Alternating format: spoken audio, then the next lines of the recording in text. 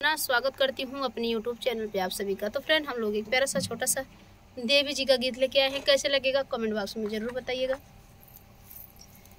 एक दिन आवा माता रानी हमारे घरे, एक दिन आवा माता रानी हमारे घरे, एक दिन आवा शेरावाली हमारे घरे, एक दिन आवा शेरावाली हमारे घरे।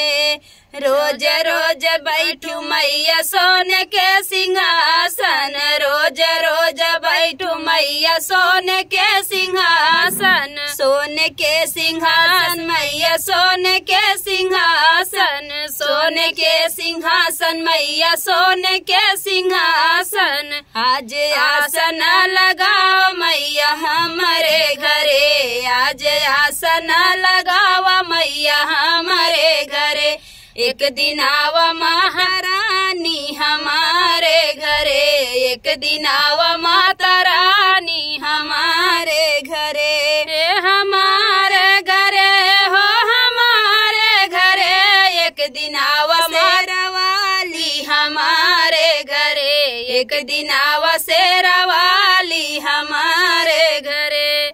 रोज रोज खालू माया मेवा मिठाइया, रोज रोज खालू माई मेवा मिठाइया, मेवा मिठाइया माई मेवा मिठाइया।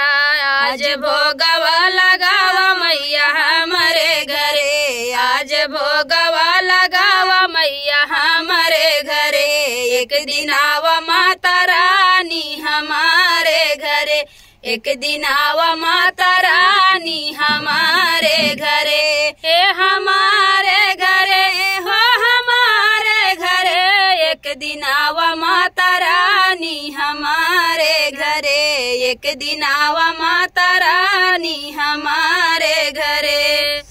रोज रोज सोयू मैया फूल के सजरिया, रोज रोज सोयू मैया फूल के सजरिया, फूल के सजरिया माई फूल के सजरिया।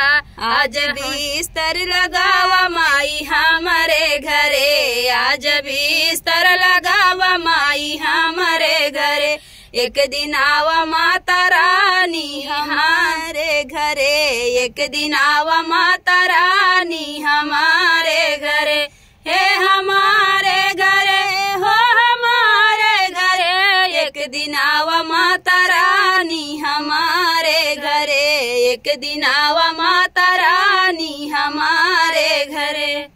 तो फ्रेंड, गीत कैसा लगा कमेंट बॉक्स बताना। फिर मिलते हैं किसी नए गाने के साथ, तब तक के लिए बाय बाय दोस्तों।